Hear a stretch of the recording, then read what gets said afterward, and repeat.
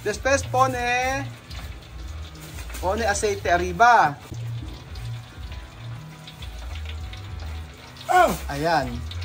Sabi ko kay Chamame, ganyan niya. Lagyan niya ng mantika sa ulo pagka mainit na yung mantika. Alam niyo po si Chef Boy Logro, sabi niya kapag nagpiprito, ilagay na agad yung ipiniprito para daw maganda ang pagkakaluto. So, minsan ganoon ang ginagawa ko. Pero kapag mga crispy pata, ayan, gagawin din natin. Magluluto tayo ng crispy pata sa kanila mga amigo. Pag crispy pata, ang maganda po ay sobrang init na ng mantika bago po natin ito ilagay. And then, ayan po mga amigo, ito po yung isang ulo ng baboy po. Gagawin daw po ni Chamame dito, lalagyan niya ng tomato sauce. Para daw po may sarsa yung ulam namin ngayon, hindi lang pirito. Mas gusto ng mga bata, malaman daw. Ayan po mga amigo.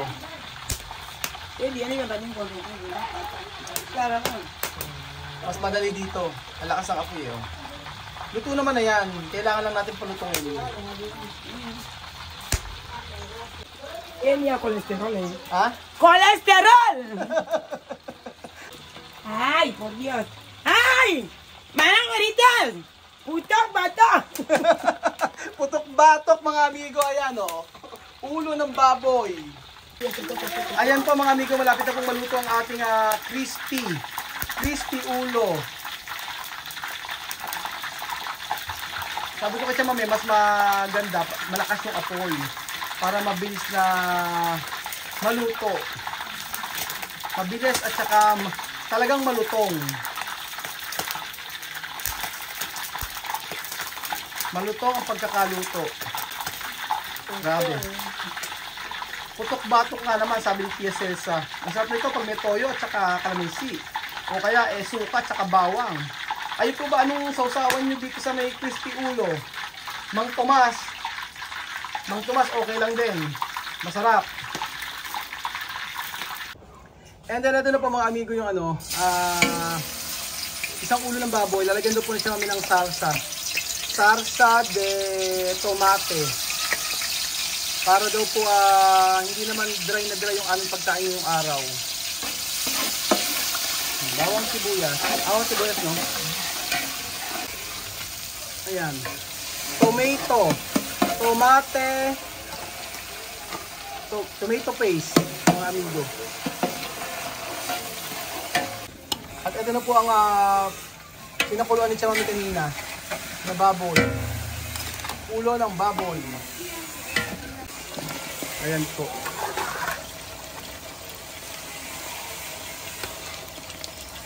Con sarsa.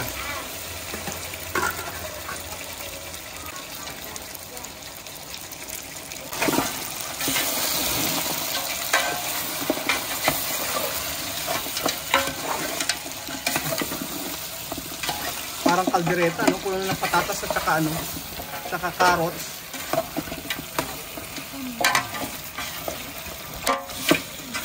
Sarap! So ayan po mga amigo, ito na po ang ating crispy ulo na napakalutong, promise. Mga amigo, tingnan nyo di ba? Pakinggan nyo po. Di ba? Sobrang lutong po ng ating crispy ulo. At siyempre po mga amigo, meron po tayong ayan po, meron po tayong Java rice para sa ating boodle fight mga amigo. Ayan po mga amigo, ayusin po natin yung aning kanin at tayo po ay magbo-boodle fight. Ibu-boodle fight po natin ang ulo ng baboy. Ayan.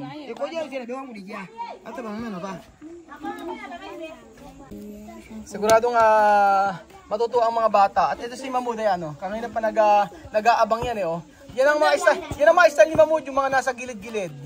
Ganyan. Tapos mamaya, ayan, kukuha na siya. Kaya lagi napapalo ni Tia Celsa. Ayan pa mga amigo, ang ating salsa de cerdo. Para comer. Ito natin.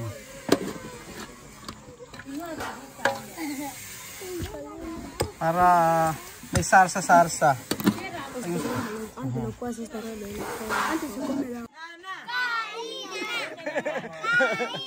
Natatawa ako.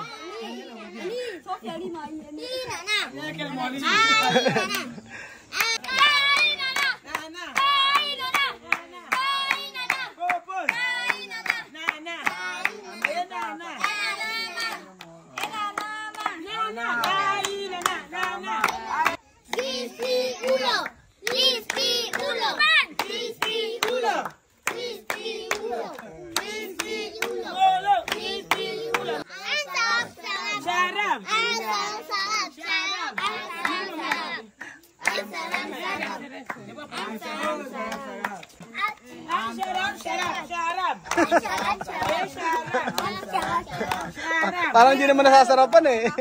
Harapan naman eh, sarap-sarap na eh, no? Oh. Ayan. Dati Mahmud. Arisal. Democracia San Señor. Democracia. Democracia San Señor. Democracia San Señor. Democracia. Democracia San Señor. Por la mañana las aves cantan, las aves Cristo Salvador. Si tu hermano por qué no canta las alabanzas a Cristo Salvador. Democracia, democracia San Señor. Democracia, democracia San Señor. Más fuerte. Democracia San Señor. Democracia, democracia San Señor. Aplauso fuerte. Señor, te damos las gracias por esta tarde de hoy que has podido abrir esta mesa que todos podamos comer. Y te damos las gracias por ver a Raúl que viene aquí todas las tardes para hacer la mesa para comer y por su pueblo. Que les ayudes a todos los filipinos y a todos los niños africanos. Te damos las gracias en el nombre del Señor Jesucristo. Kainan na! Kainan na! Kainan na! Kainan na! Ganyan din sila, Amir. Ayan na!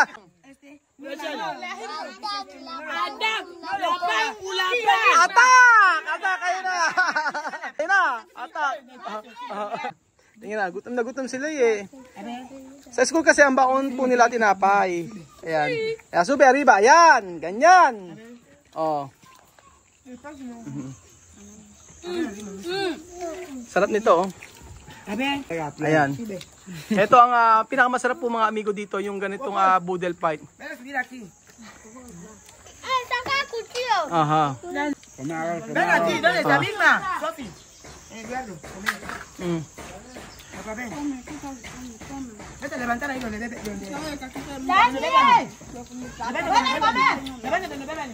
Gutom na gutom, oh. Galing ni Misma, oh. Gutom na gutom. Gutom na gutom ako. Ano, hindi magugutom, galing school.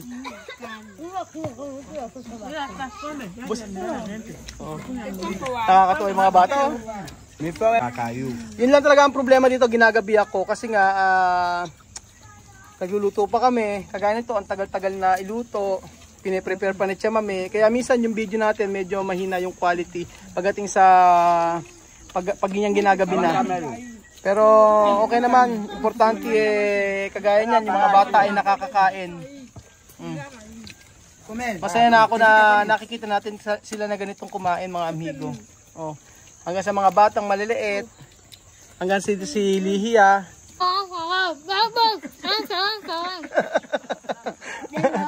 Kuya Nael. Oh, 'di ba? Omer. Marami din sila, oh. Tingnan niyo, 'di ba? Marami din marami nang kumain sa ating boodle fight. Aha.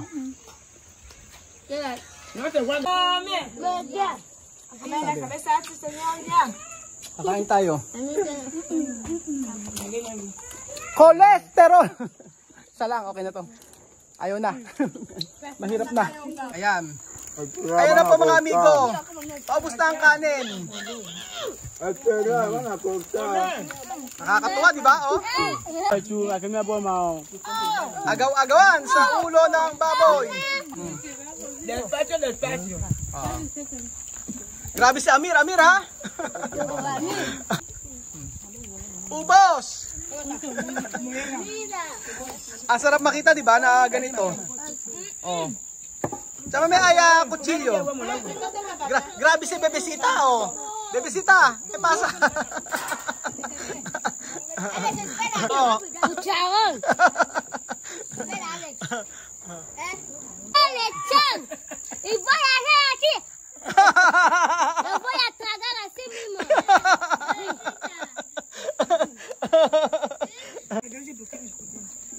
Malaman yan eh, malaman. Ang ulo ng baboy. Tsaka may atras, estabin. Aha. Oh. Hay mucho carne, ¿no?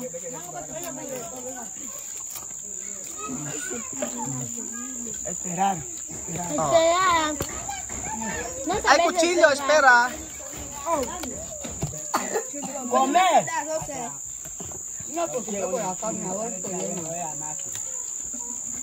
Ayan. Grabe ang mga bata rito pagka karne, oh. Oh, Eduardo, kamo ba? Bien. Pa mga amigo, dito po nagtatapos ang ating video at gabi na po. Maraming salamat po sa walang sawa niyo pong panonood sa ating video sa araw-araw. Grabe.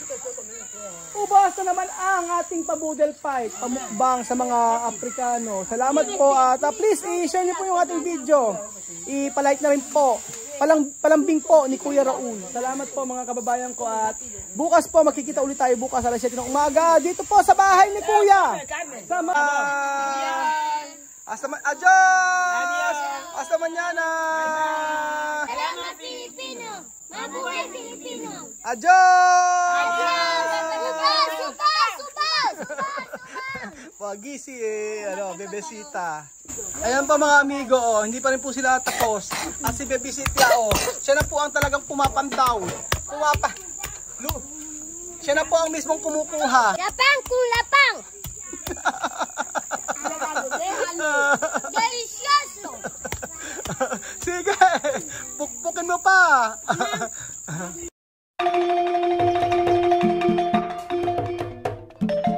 Na-appreciate ko yung paano sila nagdadasal.